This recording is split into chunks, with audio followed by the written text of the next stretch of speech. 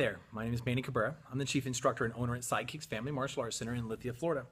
I wanted to talk about today because, it strikes me that, we all get really annoyed when someone, becomes, a backseat driver in our own car, telling us to slow down or not to go that way or to speed up or, telling us, that there's somebody around or look out for that car or telling us where we should go or, that kind of thing. I remember when I was in high school and I was learning to drive, my parents would tell me, what to do pretty much every step of the way, even though for the most part, after the first couple of times, I pretty much had it covered. But during that time, it was very important for my parents to backseat drive because I was a new driver. However, many years later now, for somebody to backseat drive for me, and I'm sure the same thing goes for you, it's actually very annoying. So they drive us crazy. But how can we keep the same type of dynamic? How can we keep that from playing out in our relationships as with our significant other or the parent of our children? If we're working very hard to develop respect and courtesy in our own children, it's very important as a parent that we're modeling that very same behavior. And part of it would be to not nitpick the other parent or to backseat drive the other parent's skills during the during when the other parent is in the act of parenting children. You don't go through by saying, you can't say that or, do it this way, or even, as sometimes happens, a parent comes in and just let me handle it. So, like any situation that would be very annoying, to have that happen to you, so probably on our same part, we shouldn't, do it to other parents as well. It's even degrading, and it actually erodes the authority of the other parent and yourself when you guys are doing it to each other in front of the children. So, when it comes to kids, or, it just takes the proverbial wheel out of the other parent's hands. It creates an unhealthy dynamic where one parent constantly feels shamed, and unsure or defensive, and, what we call the backseat driver parent because of the backseat driver parent, who hovers, corrects, and micromanages his or her partner. So, we all only want the best for our kids. So it's very important that we're modeling respectful relationships for them, whether you and your spouse are together or whether you and your spouse are divorced, or even if you guys personally have contempt for each other, you need to unite together, especially if you're in a situation where you're supposed to be co-parenting the children. If your situation is different, where you don't have the other parent involved, for the most part, I would be truthful with my child about the situation, but I would not go actively inflicting my own personal issues on the children about the other parent if you can help it.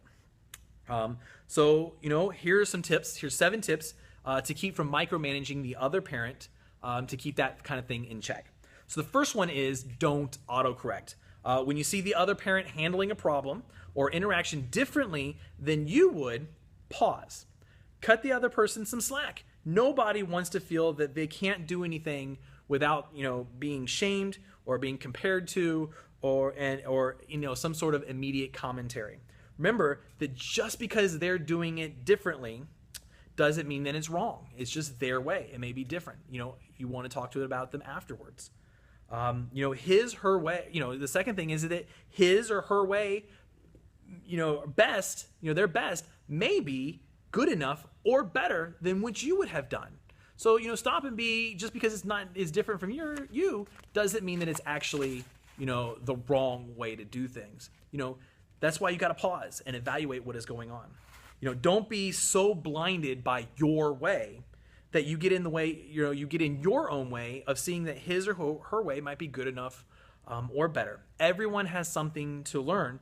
And yes, everyone has something to teach too. And that includes you. And that includes me. The main thing is that whatever it is that you're going to discuss, this is the third tip, do it in private. When you disagree with the way something is being handled, don't reprimand your partner in public. Don't embarrass them in front of your partner's friends or other parents or your child's friends. And most importantly, don't do it in front of your children.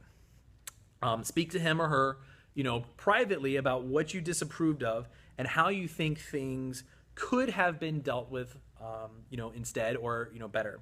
And then even in private, allow respect to govern the conversation. If you expect to be having a conversation with your children and for them to demonstrate respect for you, and that you're going to, demonstrate respect for them as their parent, then you need to be modeling that behavior in all of your relationships, and that includes the adult relationship that you have with your child's parent. Whether it's your spouse, you're separated, whatever the situation may be. 4, use specific rather than global remarks. Rather than making comments like, you always do that, or, you're so argumentative, be specific about what happened. When you were with Molly this morning, you yelled a great deal rather than putting her in timeout like we discussed yesterday as the process. That's a very specific thing, and it talks about, and it describes a action and a consequence, or a specific instance, as opposed to describing a character trait to a person. You are always argumentative implies that person's character trait is that they're argumentative, and who wouldn't be defensive about that? When we make our remarks specific, you show that you don't agree with a specific action. And when we make them global, they seem like we're attacking that other person's character. So we want to keep those in check. 5, open up a discussion as a united front. So if you're going to discuss something super important with your kids, and this, whether they're young or whether they're teenagers or even beyond, you should discuss it ahead of time what the game plan is going to be before you go into the conversation with the kids. That way you're both on the same page, and something doesn't get said that you may not agree with, or something doesn't get said that they may not agree with. You should come to a consensus, or at least accept which parent is going to take the lead in this instance, and is going to guide by making the decision for the team. You're not always right, and when our children are behaving in ways that you don't find acceptable, have a conversation with the other parent to discuss that. Ask, how do you think that we should handle this? Elicit their response. Find out what it is that they think is important. Here are some ideas that I have. And then, of course, listen and actually consider what it is that they say, before and as well as offering your own thoughts. Don't just, open the conversation so that you have an opportunity to speak. Actually consider what the other person's thoughts are as well. Especially if you guys are supposed to be, co-parenting. The 6th thing is, only step in if when mistakes that the parent is making are going to be detrimental. If safety or bad long-term repercussions, seem imminent, of course, step in. Just know the difference between what is an opinion of yours and what will lead to harmful conduct. Definitely if you're in a relationship with a spouse, or the other parent is abusive, you should always step in and protect your children and get them out of a dangerous situation. But if what's going on, or the parent's decision, the other parent's way of handling things only differs in yours in the opinion of what's the best way, and it's not necessarily a harmful way, then you should discuss it offline, away from the kids, rather than jumping in there in between the parent and the kid, because it's very important. Just like you would like your authority to be established, the other parent's authority is established with the child as well. And then remember, the 7th thing is remember the lessons and values that you teach. When we consistently step in and cut the other parent off at the knees, we can inadvertently convey to the children that the other parent isn't worthy enough, or smart enough, or that they're not good enough. We also demonstrate to our kids that if they have a difference of agreement with someone, adult or otherwise, like another child, they can simply take the controls and do whatever it is that they want.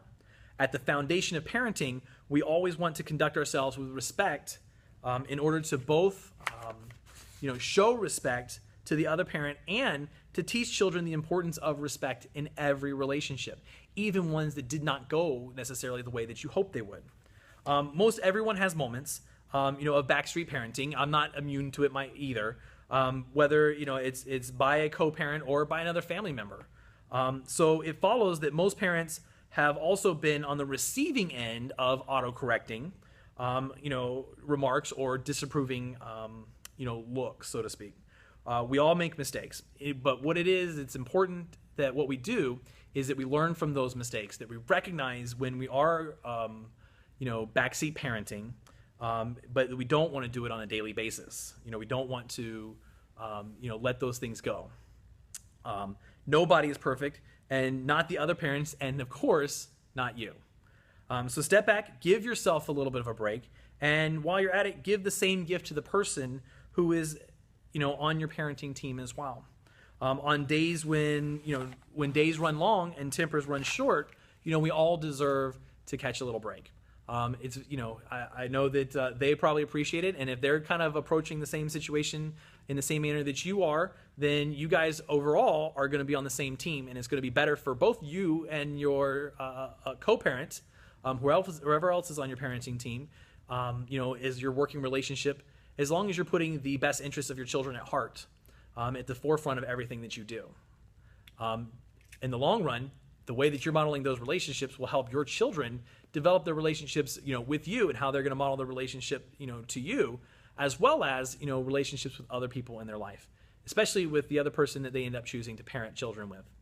I hope you have a powerful day. My name is Manny Cabrera, and you can find me on the web at www.lithiamartialarts.com, or you can find me on Facebook at Manny Cabrera with the number 3. I hope you have a powerful day.